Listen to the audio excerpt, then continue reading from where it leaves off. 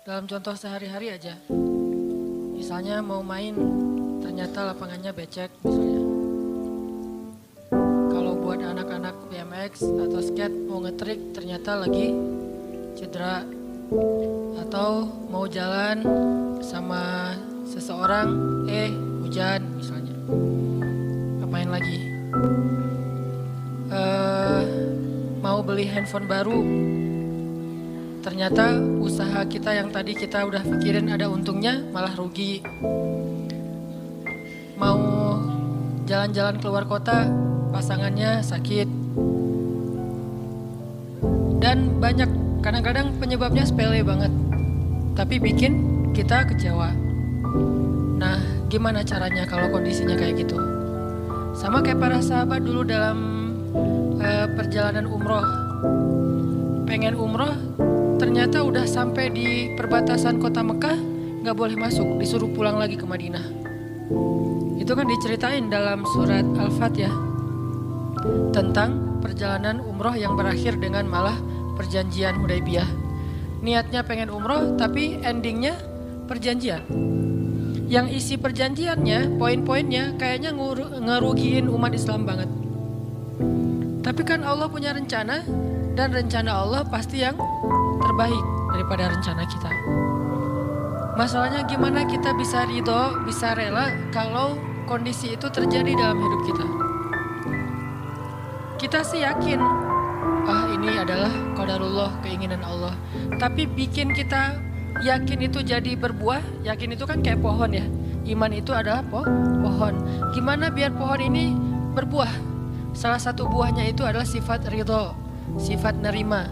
Sehingga dengan sifat ridho itu akhirnya kita punya kebaikan. Kebaikannya jadi bisa survive, tenang hadapi masalah, sabar dan seterusnya. Nah, gimana caranya? Setelah kita dapat sesuatu, kita yakin kepada Allah terus jadi ridho. Nah, ini belajar matematikanya Allah Subhanahu wa taala. Dan itulah yang terjadi dalam perjanjian Hudaybiyah, terjadi kepada Siti Maryam yang tadi dibacain suratnya. Maryam gak pengen punya anak tanpa suami. Kalaupun harus punya anak, nikah dulu. Tapi Allah punya rencana lain. Rencana manusia punya anak setelah nikah. Lagian Maryam lagi belum siap menikah nih. Belum ada cowok yang pantas buat Maryam. Justru karena itulah Allah beri dia anak tanpa laki-laki, tanpa suami. Kenapa? Gak ada suami yang pantas buat Maryam. Mungkin satu-satunya lelaki yang pantas buat Maryam cuma Nabi Muhammad. Tapi kan beda zaman. Masa Maryam harus nunggu Nabi Muhammad 300 tahun lagi kan ya? Nah, ternyata karena gak ada yang pantas buat dia, akhirnya dia punya anak tanpa harus melalui seorang suami. Mungkin kita terlalu soleh sehingga gak ada yang pantas buat kita. Pantasnya cuma bidadari, ya udah di akhirat nikahnya. Husnuzannya mah ya. Mungkin di atas nih gak ada yang pantas jadi imamnya, soalnya terlalu solehah. Jadi imam juga kayak ragu gitu. Aduh, ngimamin dia, hafalannya udah luar biasa, bacaannya lebih bagus, guru tahsin lagi tuh. Saya baru belajar pratahsin, masa mau jadi imam seorang cewek yang guru tahsin? Karena dia terlalu keren, akhirnya gak ada yang pantas buat dia nih. Maryam kayak gitu banget. Karena terlalu keren, terlalu soleh, sampai ulama aja ragu Maryam ini nabi atau bukan gitu. Sehingga ada dua pendapat ulama, sebagian bilang Maryam bukan nabi, orang soleh. Tapi ada ulama yang bilang Maryam itu emang nabi, satu-satunya nabi dari cewek. Satu dari 4 perempuan yang sempurna. Dan di antara 4 itu kayaknya menurut sebagian ulama Maryam nomor 1 tuh. Walaupun secara usia Asia, Maryam, Khadijah, Fatimah, tapi Maryam itu paling keren lah. Tiba-tiba hamil, datang cowok keren, baju putih, jubah putih, auranya tuh luar biasa. Pokoknya cowok paling keren aja. Sampai Maryam kaget dan berta'awuz. Inni a'udzu birrahmani minka in kunta taqiyya. Aku berlindung kepada Allah dari kamu. Ketemu cowok keren malah berlindung, bukan bersyukur. Coba. Duh, keren banget ya. Astagfirullah, auzubillah gitu kan ya. Nih Maryam nih. Duh, ceweknya keren banget. Udah lama ngelihat baru auzubillah, enggak. Dari awal auzubillah. Kenapa? Ada pasangan di sebelah gitu. Ada istrinya. Nah, Maryam langsung ta'awuz, inni a'udzu birrahman minka in kunta taqiyya. Kata Jibril, cowok keren itu ternyata namanya Gabriel. Kata Gabriel, innama ana rasulu rabbik liahabalaki ghulaman zakiya. Jangan takut Maryam, aku itu utusan Tuhanmu. Artinya malaikat yang pengen ngasih kamu anak yang sangat suci. Kata Maryam, anna yakunu li ghulam, gimana saya akan punya anak, walam yamsasni basyarun. Gak ada seorang laki-laki pun yang pernah nyentuh saya, nyentuh aja gak pernah. Walam aku baghiyya, dan saya juga tidak pernah merendahkan diri depan laki-laki, artinya berbuat dosa. Anna yakunu li ghulam, gimana caranya saya punya anak? Kata Jibril, kadzaliki qala rabbuki huwa alayya hayyin. Itu udah kehendak Allah. Dan itu hayyin, mudah banget buat Allah SWT, sepele banget lah buat Allah. Fahamalat, tiba-tiba Maryam hamil. Fantabadat bihi makanan qasiyya, karena Maryam malu ketahuan hamilnya, akhirnya Maryam pun pergi ke suatu tempat yang terpencil, qasiyya, Aqsa. Aqsa itu artinya tempat yang jauh. Masjidil Aqsa disebut Al-Aqsa karena dia jauh dari Masjidil Haram. Kalau Madinah kan dekat. Masjid yang paling mulia kan ada 3 itu ya, Mekah, Madinah, Palestina. Nah, dia disebut Aqsa karena tempatnya jauh. Makanan qasiyya, tempat yang sangat jauh, terpencil, nggak ada siapa-siapa. Fantabatat bihi makanan qasiyya. Fa'aja ahal makhadu. Tiba-tiba dia udah harus ngelahirin setelah sekian bulan, mungkin 9 bulan. Qalat, dia bersandar di sebuah pohon, kemudian dia berkata, ya laitani mittu qabla hadza wa kuntu nasyam mansiya. Dia kayak orang menyampaikan satu bentuk kalimat sedih, kayak kalau bahasa sederhananya kayak ngeluh gitu. Ya laitani mittu qabla hadza, aduhai seandainya aku mati aja daripada harus menanggung malu kayak gini. Maryam itu kan pemalu banget. Mahkota sifat malu itu dipakai banget sama Maryam. Makanya ketahuan hamil nggak punya suami, itu buat Maryam pukulan paling luar biasa, telak banget. Walaupun dia nggak berbuat dosa, tapi tetap aja orang kan ngata-ngatain dia. Ditambah lagi Bani Israel, tahu sendiri kan Bani Israel suka banget viralin fitnah. Ada apa? Viral langsung di Bani Israel teh. Maryam hamil di luar nikah, viral. Semua orang ngomongin mana Maryam.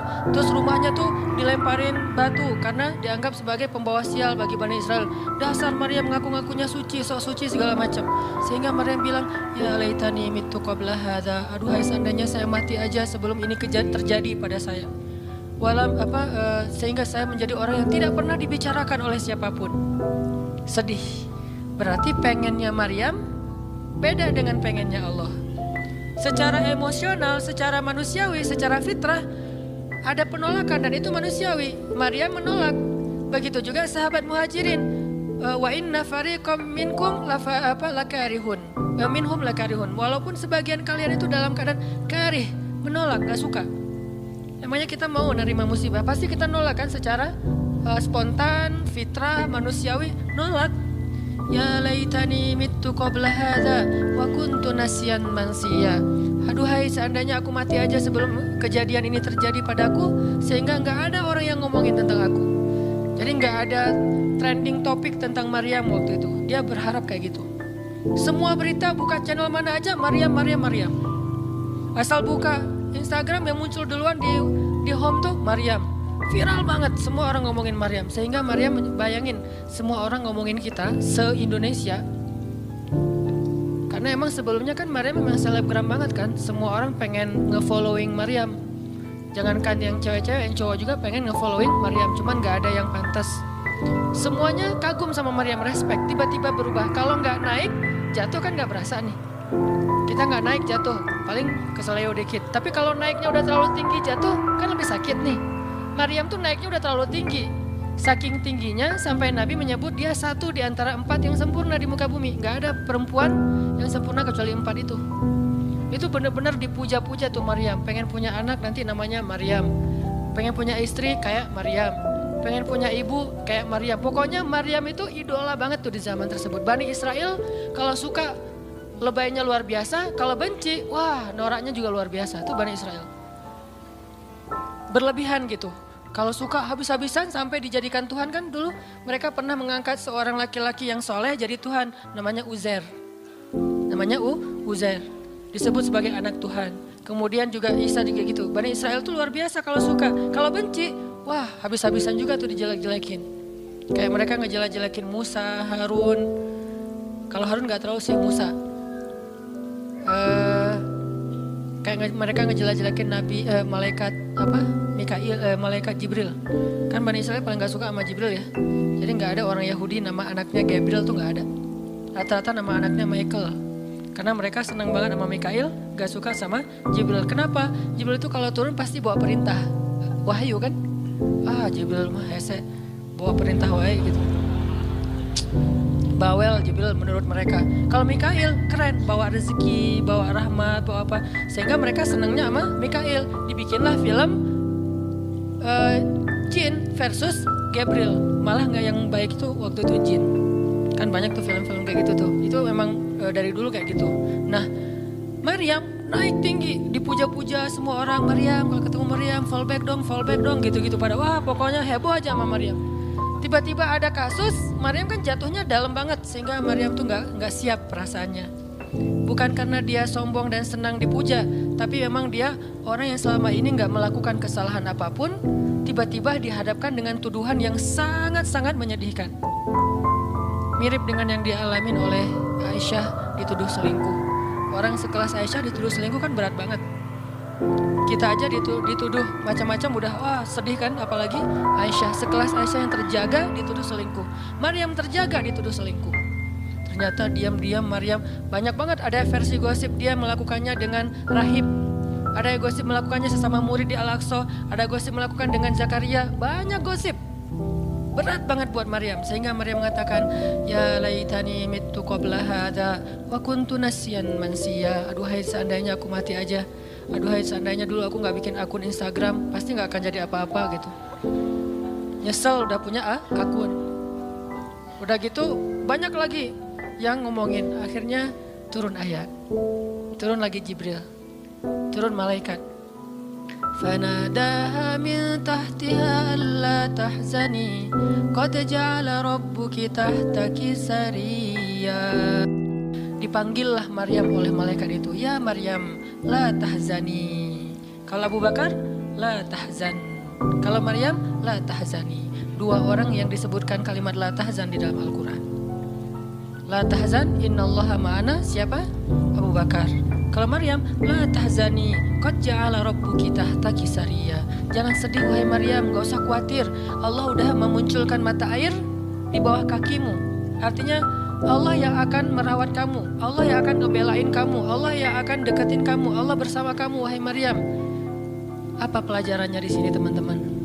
Ketika Allah menggunakan logikanya yang kita tidak bayangkan, yang awalnya kita tolak, itu artinya Allah sedang memberikan kita kesempatan hanya akan ditolong oleh Allah saja, tidak oleh makhluk. Ketika Allah menempatkan kita dalam suatu situasi yang sulit, yang sampai bikin kita kehabisan ide nih gimana cara keluar dari situasi ini, itu berarti Allah lagi ngasih kita kesempatan masuk dalam sebuah situasi yang tidak ada yang bisa nolong kita kecuali Allah. Allah pengen nolong sendiri. Dan pertolongan Allah itu ajaib. Tapi kalau Allah tempatkan kita dalam sebuah situasi yang kita masih berpikir dan menemukan beberapa jalan walaupun belum pasti bisa, berarti kita masih diberikan kesempatan yang nolong kita itu makhluk. Oh minta tolong ke si fulan, minta tolong ke si fulan. Tapi begitu kita mentok, kenapa ya kok berat banget nih masalah saya? Berarti Allah lagi menempatkan kita di sebuah situasi yang Allah sendiri yang akan menolong kita. Itulah perang Badar, itulah perang Ahzab, itulah Hudaybiyah, itulah Maryam, itulah banyak kisah kayak gitu. Situasi yang kayak udah mentok banget, yang gak pernah kita bayangkan, yang kita awalnya pasti nolak secara spontan, berarti Allah lagi nempatin kita di sebuah situasi yang Allah pengen men-treat kita langsung sendiri, gak mau pakai yang lain. Qad ja'ala rabbuki tahtaki sariya. Allah sendiri yang akan memunculkan mata air di bawah kakimu wahai Maryam. Ayub juga kayak gitu. Semua dokter datang habis uang Ayub untuk biaya dokter tapi gak sembuh. Kenapa? Allah gak pengen kesembuhannya dengan cara-cara yang kebayang oleh Ayub. Allah nggak pengen kita dapat jodoh dengan cara yang kebayang oleh kita.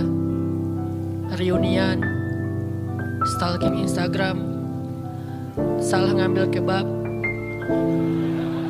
Pokoknya yang kebayang sama kita itu nggak akan. Kenapa Allah pengen ngasih kita cara yang cuman Allah sendiri yang tahu, dan itu surprise. Dan itu istimewa banget. Apa itu? Kalau saya tahu berarti bukan surprise kan? Tunggu aja, masing-masing punya rahasia sendiri-sendiri. Dan ini yang bikin kita terus berharap. Sehingga Maryam tiba-tiba ngelihat di bawah kakinya sama Isa udah ada mata air. Minumlah dari mata air itu. Terus kata Allah, wa huzzi ilaiki bijid'in nakhlah tusaqit alaiki rutaban janiyya. Ya Maryam, goyangkan pohon kurma yang ada di sebelahmu. Kan dia tadi bersandar di pohon kurma pas ngelahirin. Terus disuruh goyangin tuh pohon kurma. Saya pernah bilang, bayangin gimana seorang perempuan yang baru ngelahirin, yang lagi lemah disuruh goyangin pohon kurma. Pohon kurma itu ukuran diameternya sebesar meja ini nih. Lebih besar daripada diameter pohon kelapa. Bayangin, ngegoyang pohon kurma sebesar ini, seorang perempuan, goyang gak tuh pohon? Gak bakal. Laki-laki aja gak goyang, apalagi sendiri. 10 orang laki-laki aja ngegoyang pohon kurma segede ini, belum tentu goyang. Goyang aja enggak, apalagi sampai ngejatuhin buah kurma. Kalau buah kurma yang udah tua jatuh masih mending, nih yang muda jatuhnya tuh. Berarti kan goyangnya lumayan tuh. Berapa skala Richter ya? Yang muda jatuhnya rutoban janiyya, bukan kurma yang tamar, yang udah tua, yang udah emang dihembus juga pakai angin jatuh, enggak. Wahuzzi, goyangkan pohon kurma itu ya Maryam. Apakah Maryam berpikir, Allah kalau ngasih perintah yang logis deh? Enggak kan? Kan Allah tahu ini pohon kurma dan saya baru ngelahirin, masa disuruh goyang? Enggak. Logika kayak gini, pertanyaan kayak gini gak muncul dari orang yang udah pasrah banget sama Allah, yakin kalau Allah yang perintahkan, lakukan aja deh. Gak usah tanya gimana nanti hasilnya, itu bagian Allah, bagian kita ngelakuin apa yang Allah perintahin, disebut dengan ikhtiar. Kadang-kadang ikhtiarnya gak nyambung dengan hasil, tapi Allah suruh, ya udah lakuin aja. Maryam pegang tuh pohon, baru digoyang dikit udah langsung berguncang. Tusakit alaiki, jatuhlah, bukan jatuh, berjatuhanlah, berarti banyak nih. Berjatuhanlah untukmu rutaban janiyya, buah-buah kurma yang masih muda tapi manis. Artinya apa? Hasilnya Allah yang pilih. Kurma yang mana yang mau jatuh, dengan rasa apa yang mau jatuh, yang jaraknya sekian dari tempat duduknya yang Maryam yang akan jatuh. Allah yang menentukan hasil. Tugasnya Maryam cuma ngegoyangin dong, walaupun gak mungkin akan terguncang. Ini iman. Belajar iman. Allah yang suruh, ya sudah saya lakukan. Allah suruh ikhtiar, ya saya ikhtiar. Allah suruh berobat, ya saya berobat. Tapi hasilnya Allah yang nentuin kayak gimana caranya. Akhirnya rutoban janiyya, berjatuhan. Kata Allah, fakuli washrobi wa qarri aina. Makanlah Maryam, minumlah Maryam, dan bersenang hatilah kamu dengan semua ini. Sehingga kata Nabi komen setelah baca ayat ini nih. Nabi komen Nabi apa? Korma dan manusia itu ada hubungan sejarah. Diciptakan dari jenis tanah yang sama. Jadi pohon-pohon lain itu jenis tanahnya beda. Cuman satu yang mirip dengan manusia, jenis tanahnya korma. Sehingga salah satu yang cepat merecovery seorang perempuan yang baru ngelahirin adalah makan rutoban janiyya, korma yang yang muda tapi manis. Jangan dikasih ke bayinya ya, keselak, bahaya. Kasih ke ibunya. Kalau ke bayinya tamar, korma yang udah tua, terus dikunyah sama bapaknya dengan syarat bapaknya udah gosok gigi. Jangan habis makan bala-bala cengek, makan kurma kasih ke bayi. Kasih ke bayi yang tua, kasih ke ibunya yang muda, dan itu cepat merecovery seorang perempuan. Kata Nabi di situ ada obat dari penyakit. Intinya teman-teman, kayak gitu ternyata cara Allah. Ini logika Allah nih. Sehingga ketika kaum muslimin, balik lagi ke surat Al-Anfal, dihadapkan dengan satu pilihan yang mereka nggak pernah ngebayangin, dan secara spontan karihun, menolak, maka Allah Subhanahu wa taala menyampaikan kenapa Allah memilih itu. Karena kata Allah, tujuan dalam pencegatan ini bukanlah mengambil harta, tetapi untuk menunjukkan mana yang benar, mana yang batil. Ya sudahlah, daripada menentang Allah, sami'na wa ata'na, ikut. Walaupun sebetulnya hatinya masih karihun, gak rela gitu. Ikutlah pilihan Allah dan Rasul. Mereka pun ganti rute, dari yang tadi rute mau mencegat Abu Sufyan, sekarang rute kepada Abu Jahal. Mulai ngutus mata-mata Abu Jahal, berapa pasukannya segala macam, bermalam di sebuah tempat di daerah situ. Malamnya Nabi itu gak bisa tidur. Nabi sepanjang malam beristighosah. Jadi istighosah itu teman-teman salah satu di antara sunnah-sunnah Nabi SAW. Apa istighosah artinya? Doa yang sangat lama. Nabi malam itu sama Abu Bakar berdua gak tidur. Yang lain pada tidur kan, besok mau perang nih. Malam ini mereka tidur, besok mau tanding aja disuruh tidur kan ya. Apalagi besok mau perang. Tidur, wajib tidur.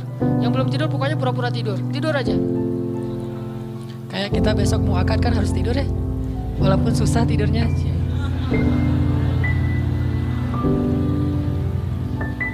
Pokoknya kalau mau akad gak bisa tidur teman-teman. Ngapain? Ngafal aja, saya terima kok. Nanti takut salah saya tolak kan bahaya. Udah diizinin sama calon mertua masih ditolak. Nah malamnya pada tidur kecuali 2 orang. Rasul sama Abu Bakar, selalu berdua orang ini nih. Pokoknya soulmate banget. Direkam soulmate-nya di Al-Quran. Rasul beristighosah, doa yang sangat khusyuk. Berharap banget, panjang lagi doanya sepanjang malam. Sampai Nabi mengangkat kedua tangannya itu gak gini, tapi gini. Pernah gak doa gini? Nah makanya masih sendiri ya. Coba istighosah, ya Allah. Langsung tuh. Jadi kalau doa jangan gini doang, apalagi gini, santai. Sesekali doa, ternyata belum. Mungkin. Dan itu ada sunnahnya, Nabi berdoa dengan, kan Nabi berdoa kadang mengangkat tangan, kadang tidak mengangkat tangan. Kayak doa sehari-hari misalnya angkat tangan kan ya. Kayak mau makan misalnya, bismillahirrahmanirrahim amutu wa ahya. Allahumma barik lana gitu ya. Kan gak harus ngangkat tangan. Sariwai ini. Nah, udah kadang Nabi doanya gini, nelunjuk. Bukan perintah Allah, ya Allah kasih lo ya. Enggak. Nelunjuk dengan filosofi Arab sama filosofi Indonesia beda. Makanya jangan menerjemahkan teks Arab dengan konteks kita, dengan persepsi kita. Terjemahkan dengan persepsi bahasa sendiri. Apa sih maksudnya? Gitulah. Jadi di Arab tuh kalau gini bukan perintah.